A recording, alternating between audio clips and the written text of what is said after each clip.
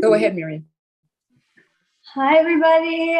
This is such an honor for me. I know that Nomi runs an incredible group here of such holy, wonderful, beautiful women. And I'm just so honored to be part of it.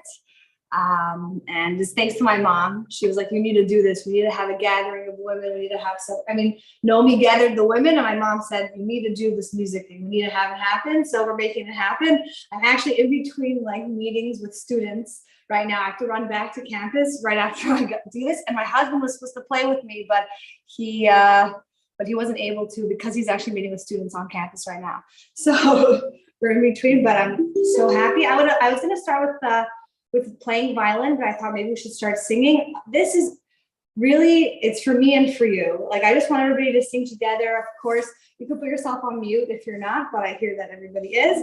And we're just here to sing together. And when I play violin, please also sing along. And we're here to connect to Hashem, really, right? That's the purpose and goal of everything, and connect to ourselves.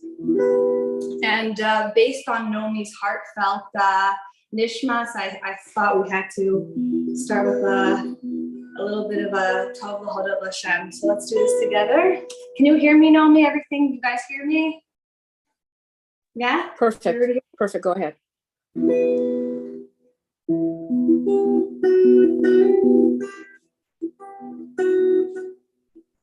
Tov L'Hodot L'Hashem.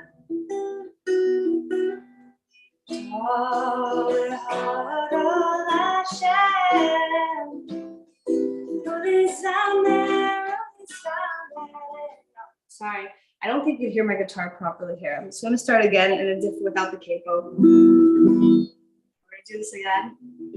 Just being transparent here. There we go. Also, my mother-in-law is here at the side. She helped me set up a little bit the flowers and everything. So.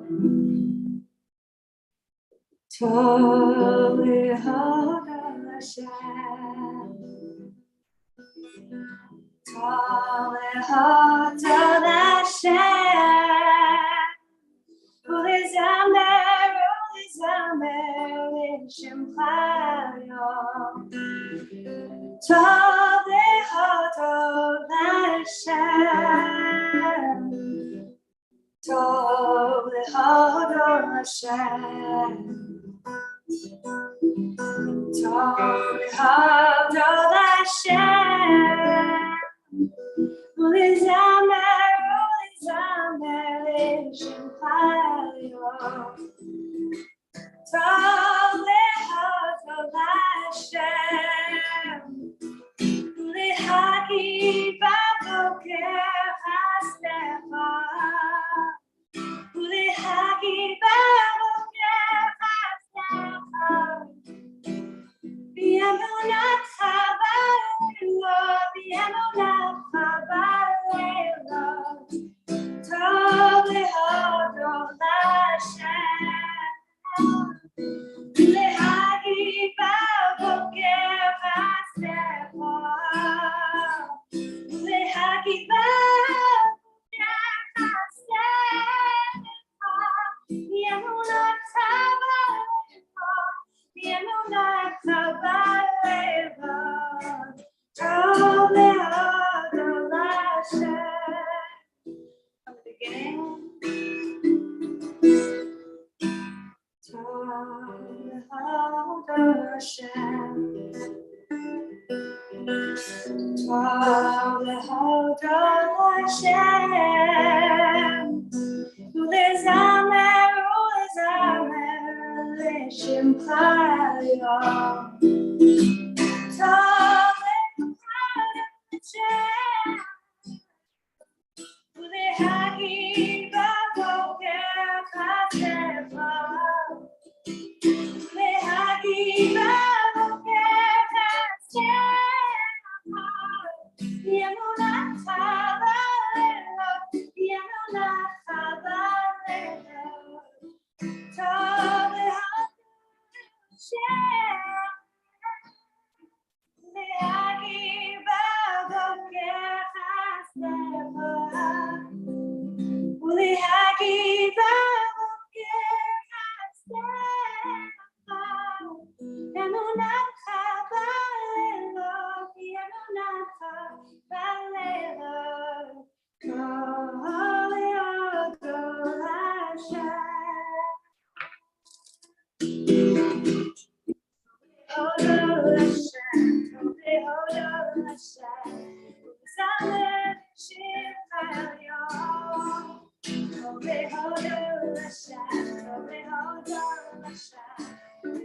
I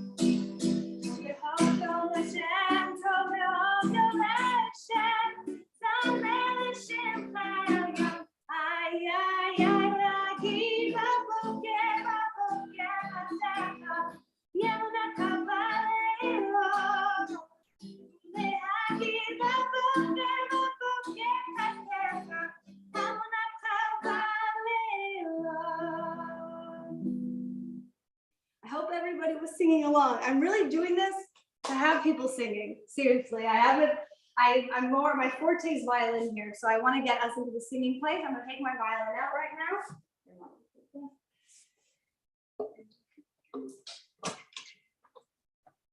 I wish I could see everybody. I don't know how to, I could do the gallery view there. Okay. I decided just to play something that really speaks to my heart. So, and please everybody sing along if you can, because that's really, like I said, that's what I'm here for. So.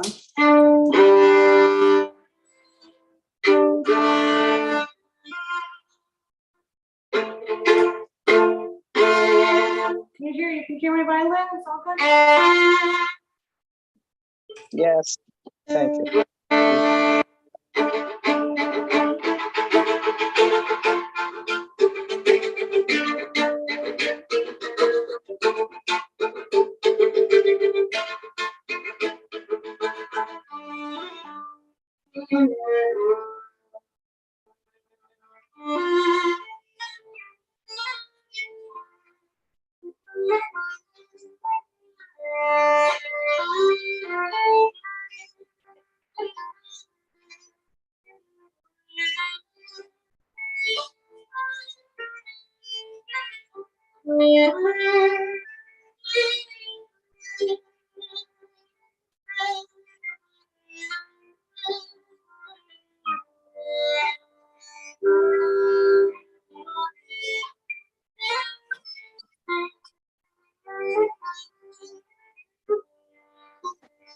Miriam, it's hard to hear the violin so clearly.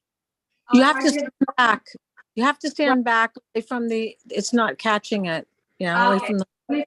Can you hear this? Better or it's not happening?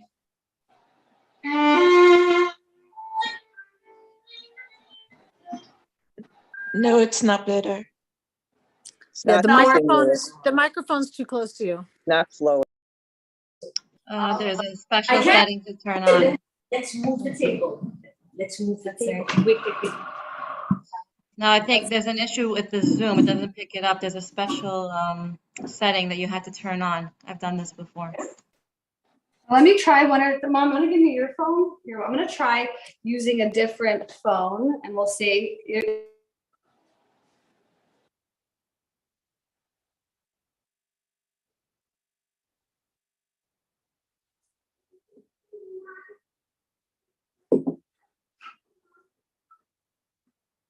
Mary, we can't hear you. Oh, let's see if this is better. Okay. No, but you're on two phones. Yeah. Take this away. No, there's a what's it called sound. You have to close the other phone. We're going to close it.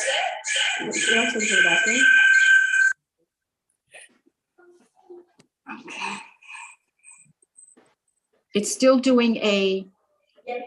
The feedback.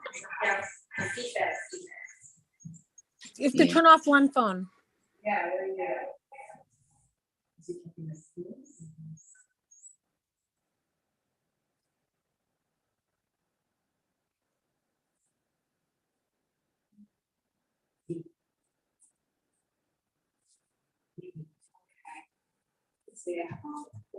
Is this better here? No, we're not on mute. Okay. Can you hear this? Can you hear that? Sharp. Alyssa, is she doing it right? I think the phone has to stand back further. Phone needs to be further back. It's too much.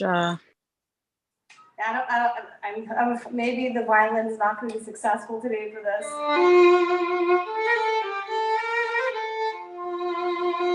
That sounds beautiful.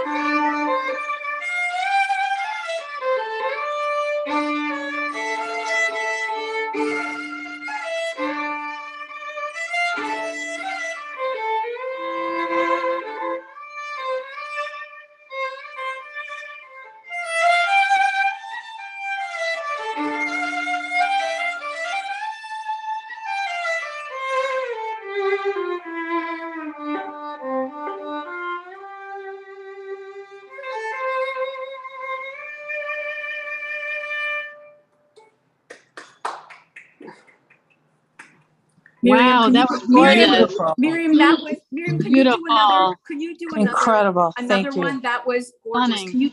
Can you do another one for us, please? Yes, yes. I owe you all for your patience. I owe you. Three is الخزاكة. Do We we need want the to third do song. like something? I think I have to do slow ones because I think anything fast is not going to get picked up by the thing. Let's Perfect, do, perfect. That was magnificent. Are we into Yeah, Rachem. For Rachem? Who the just whole said world. Rachem? Who just said Rachem? Your mother. Oh, Ima, on the page I'm looking at, it says Rachem. So I guess it was chosen for us, right? I guess it was chosen. Okay, we're gonna do Rachem. Please sing along. Israel, Am Yisrael, the world, quick. Amen. Hashem We need a lot of mercy, Hashem. We do. Hashem, please. So everybody please pray along and sing along. Put yourselves on mute. And usually I'm doing a lot more with the violin, but I have to keep it simple because of the sound. So, but hopefully you'll enjoy it. And I'm enjoying myself. So I guess together, that's the Iker, right? Here we go.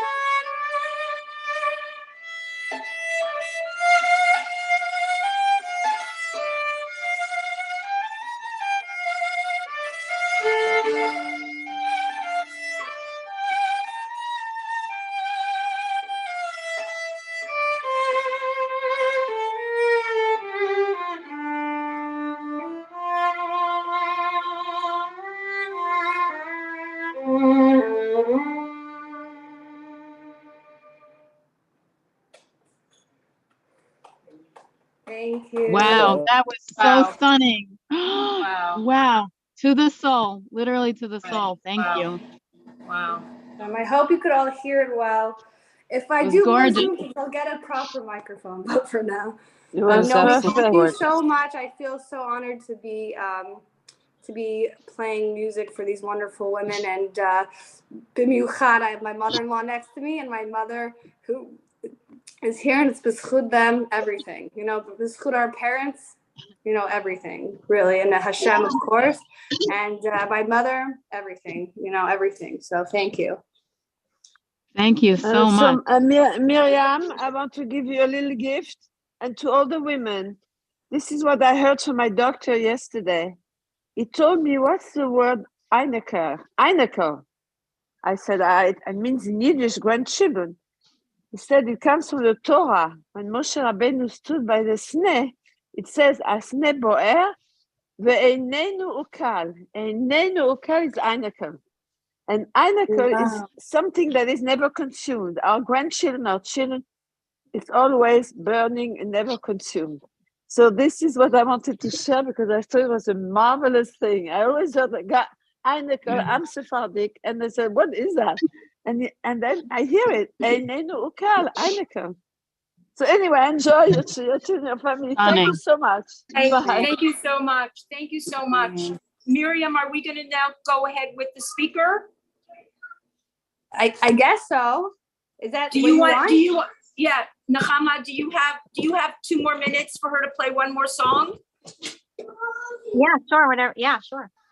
Okay, so Miriam, one more song and then we'll introduce Nechama. You want one more? Okay, I thought I was done, but I'm happy to do more if there's time. I'm trying to think what's does anybody have something that speaks to their heart that maybe I can do? Is there something that people want to hear? I like the Maybe you could Lubavitch play us a little. Chabad Nigunim. Chabad? Do we want to do Chabad Nigun? Why don't you do the Baal Shem? Why don't you do the Baal Baal Shem? Shem? I wanted to do the Baal Shem Tov Nigun. Why don't you do the Yes, Should I do the Baal Shem Tov. Tov? Okay, I'll do the Baal Shem Tov Nigun. Why don't you do the Baal Shem Tov Nigun before Nechama starts? Okay. The Zchut Yud Shvat and all the amazing work that Chabad does for Am Yisrael. I'm gonna stand back. Ima, sorry, Dad. Ima, if I do double stop, can you hear it when I play that or no? Yeah, double stop. It's fine. Everything's okay now. As it's far back okay? as you can, Miriam. Everything As you far want. You back can as you jump. can. You can bounce your bow. Yeah. Okay. Okay, but please sing along, okay?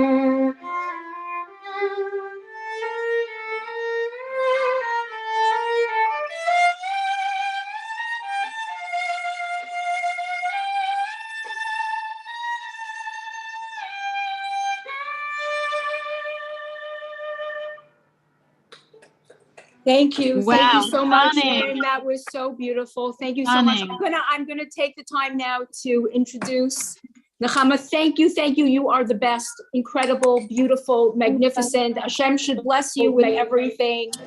Amen. Everything. You and your whole family. Thank you so much Amen. for From bringing you, joy Nomi. I and can't give beauty these to our brachas, souls. Nomi. I need these brachas from Nomi. They're Oh, special you brachas. are the Everybody best. get a You are the bracha from best. Nomi. You are the best with your whole beautiful family. Thank you so much. I'm going to take the time now to introduce Nechama.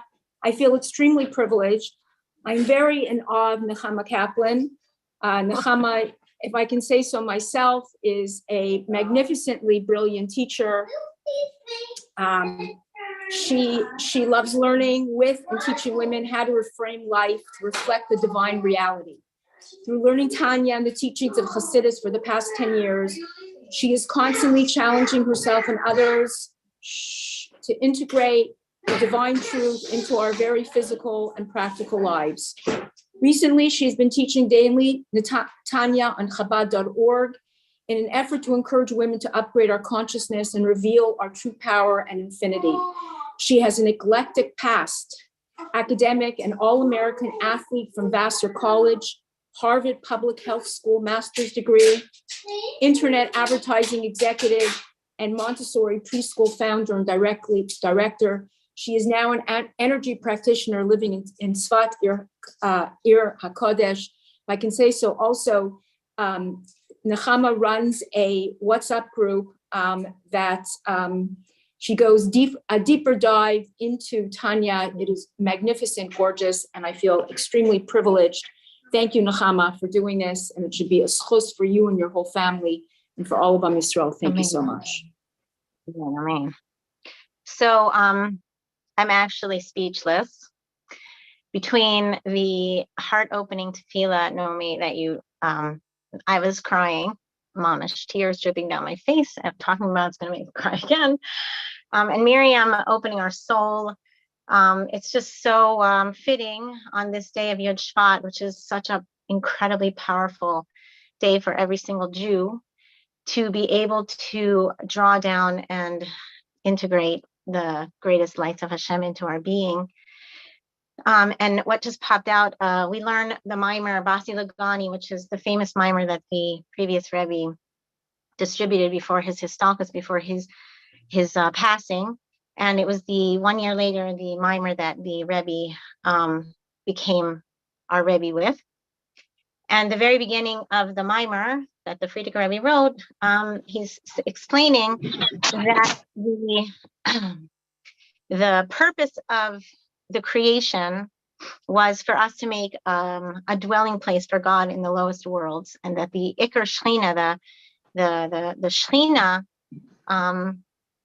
it's not for all of the upper worlds that God created this world. It's really so that we in our humanness can reveal God. And the line that he says here is, he says that the primary revelation of godliness was in the Holy Temple, but now, and it says in the Torah, Suli Mikdash v'shachanti b'socham, that the Shekhinah should dwell in each and every one of us. And I feel sitting on this call with Nomi, with your beautiful tefillah, with Miriam's incredible music, and with all of the energy of these holy women, all of you, the energy, I felt like there's just a Shekhinah dwelling in this Mishkan in all of our hearts. It's very moving. Just like makes you wonder, makes you ask, it makes you think like how much more light can enter into us, how much more revelation and godliness is available for us if we're so verklempt, we're so overtaken by the kedusha of this moment, and we're still in gullus. But in our hearts and in our minds and in our souls in this moment, we feel so full. It's just such a hint of what we can become. Okay, so as I mentioned, that the Frierdiker Rebbe had handed out this mimer Basi Lagani in anticipation of the yahrzeit of his grandmother, Rebbetzin Rivka. It ended up being his yahrzeit as well. And there were 20 chapters of it was actually 4 Maimarim that was put together into one, and it was 20 chapters. And each chapter, the Rebbe would explain one chapter per year, and there was a cycle of 20 years. So he did one chapter each year for 20 years, and then he was the Rebbe for 40 years, so he did it again for another 20 years. So for each chapter of the Basi Lagani, we have 2 of the Rebbe's explanations, 2 Maimarim explaining that one piece of the original Basi Lagani. So this year's Basi Lagani in the cycle is chapter 13, which is Nomio like this. It's obviously the Gematria of Echad, which is certainly the call of the hour. And the really the meat of this year's Maimer is talking about how Hashem comes to dwell in the lowest places. So last year's Maimer was talking about how Hashem dwells in the highest levels, Lamala Ein Kates, Ad Ein Kates, that he goes higher and higher and higher forever. And actually that's connected to the word Eibishter, which I just learned this year. I never really knew what it meant, but it means higher. Hashem just goes higher and higher and higher. And that is something that we can understand, because obviously Hashem is infinite. Hashem can do anything. Hashem, the light and the energy just goes on forever. But this year's Maimer explains that not only is it Lamala Ein Kates, Ad Ein Kates, but it's Lamata Ad Ein Tachlis, that the Ein Sof goes all the way down into this lowest world, into the lowest parts of this world.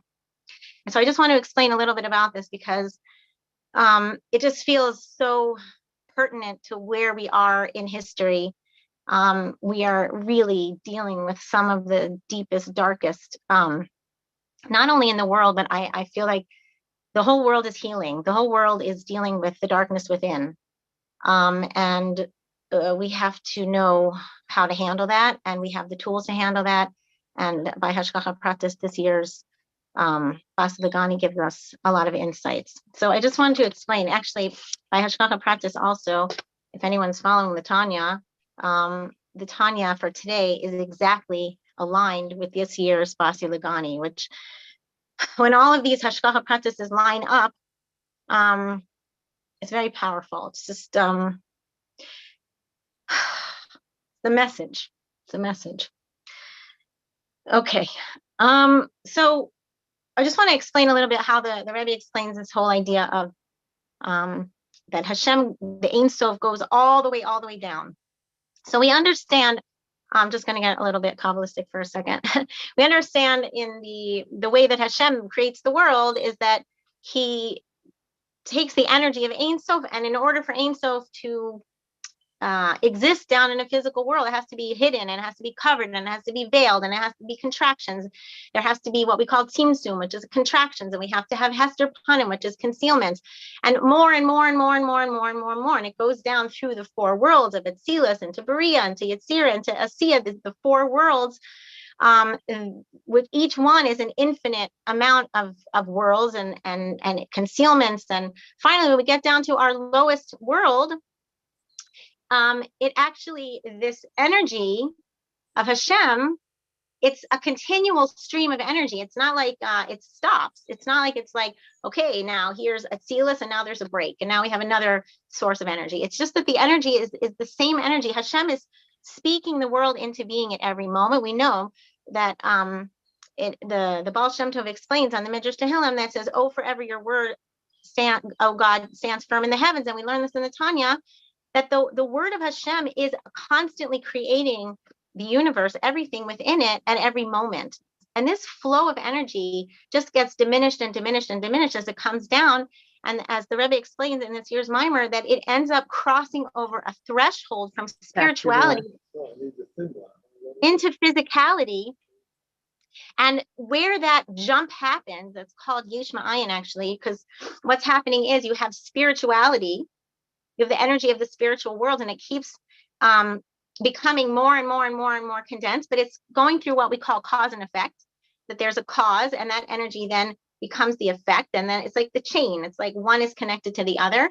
When you get to the bottom, to create physical matter, you can't create physicality from spirituality. God had to do a magic trick and he had to create something from nothing. He had to create a new energy into this process of physicality.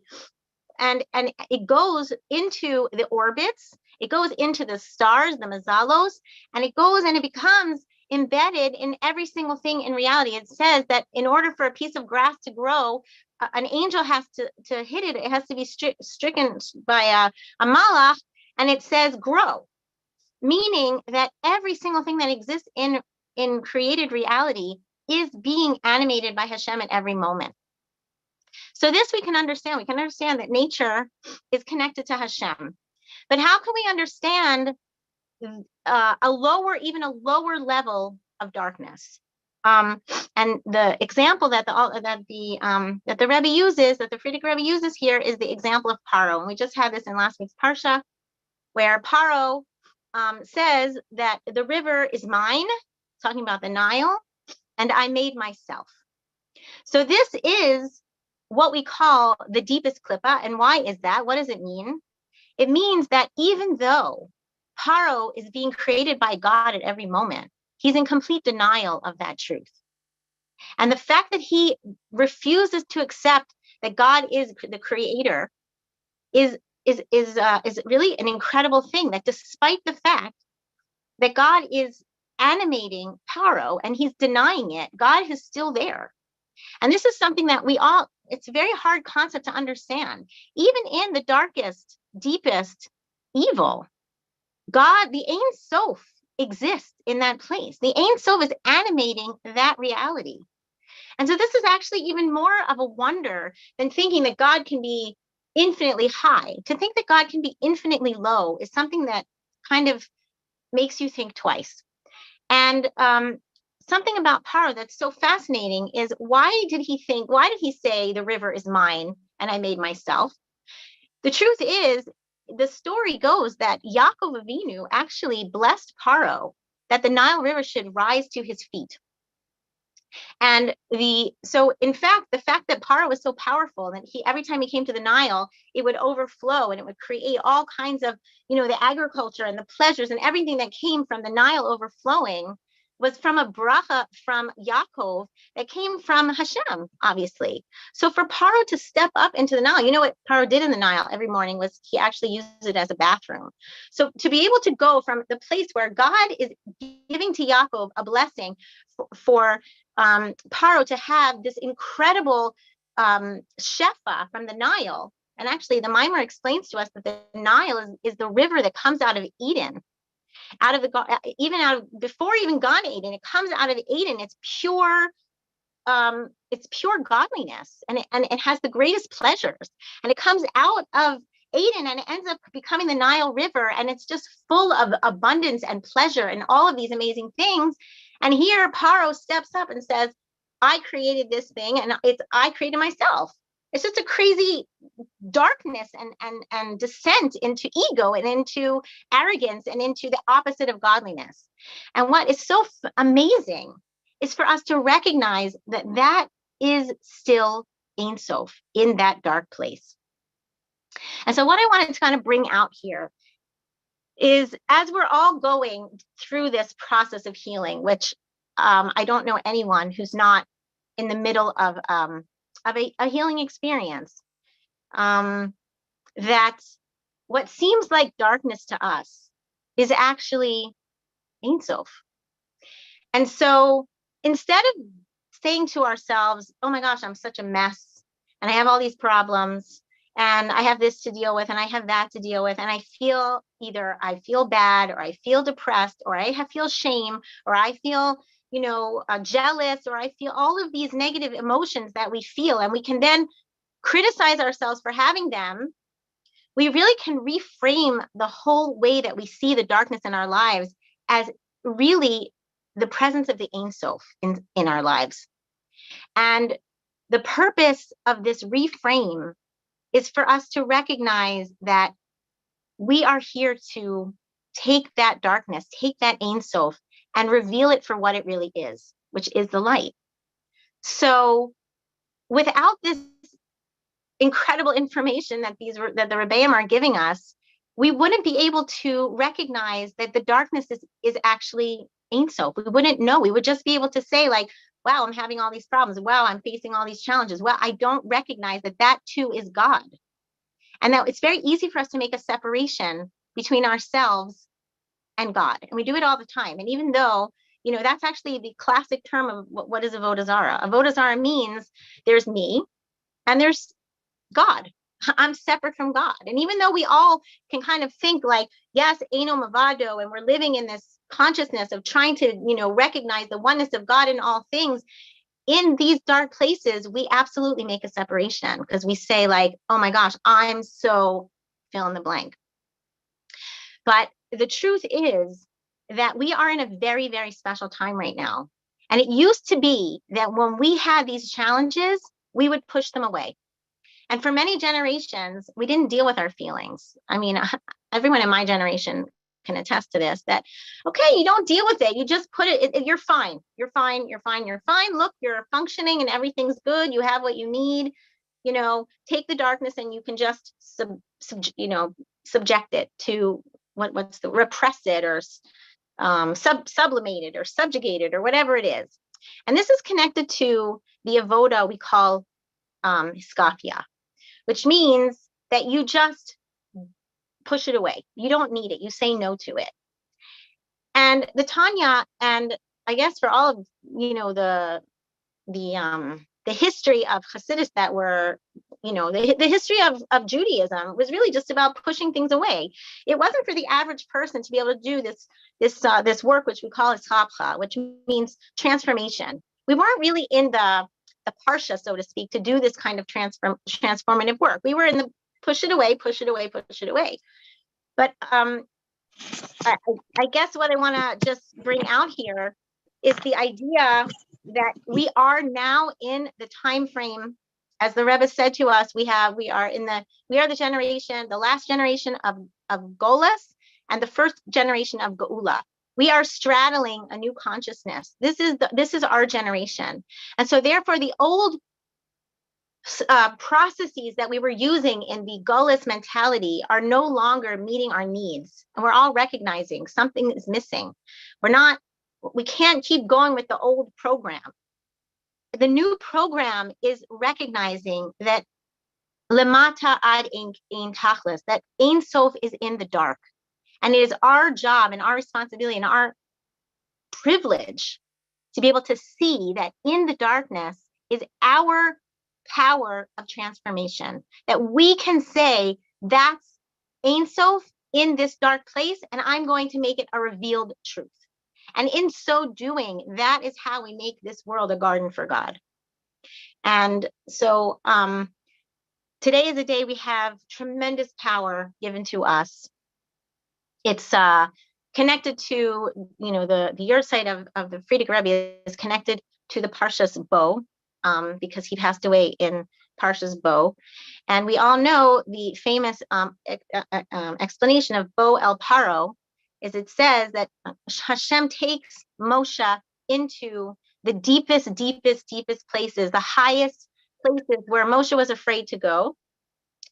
Why was he afraid to go? Because the light there was so strong. He said, how am I going to take these lights and incorporate them into my body? I'm still a physical person. How am I going to take these high lights, what we call the holiness of Paro, East Paru, like the spreading forth of this unbelievable light?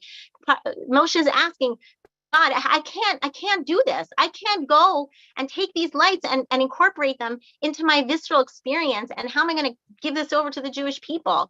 And God says, Bo El Paro, come with me. I'm going to take you there. And this is connected to the yahrzeit of the Frierdiker Rebbe, because Moshe Rabbeinu, there's a Moshe Rabbeinu in every generation. And the Moshe Rabbeinu is the one who's carrying these lights down for us. In every generation, we have access to these tremendous lights through the Moshe of our generation. The Moshe of our generation, the Frierdiker Rebbe, the Rebbe, they're drawing down for us these lights so that we can take the darkness of Ein Sof and transform it to light. And what are you looking for? Take it. Okay, we can take the darkness of Ein Sof and transform it to light. We can take all of those places where we feel totally separated from God, and we feel like we're alone, and we feel like we're doing this on our own, and instead see it in really, God is right there with us. That darkness is God. That darkness is our opportunity to say, I am not in this alone. And I can bring God into that place of darkness, because that's drawing the highest lights into the darkest places. And we now have the ability to do that. That's the Pella, that's the wonder of our generation, is that we can go deep, deep into the dark and we can transform it. So I just want to give us all a bracha on this incredibly holy day, that we recognize our power, that we give ourselves a break, and that we have compassion, deep, deep compassion on the dark places that we have inside of ourselves, and that we are able to take the challenges and see God in them, and then be able to shine the light of Hashem into those places and bring the highest, highest, highest, highest lights to the lowest, lowest, lowest place and reveal God there. And that is Geula.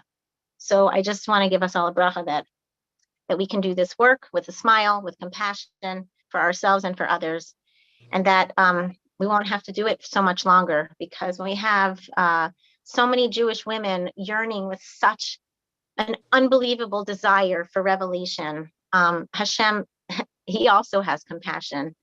And from our compassion to stir his compassion, it should just should manifest right now.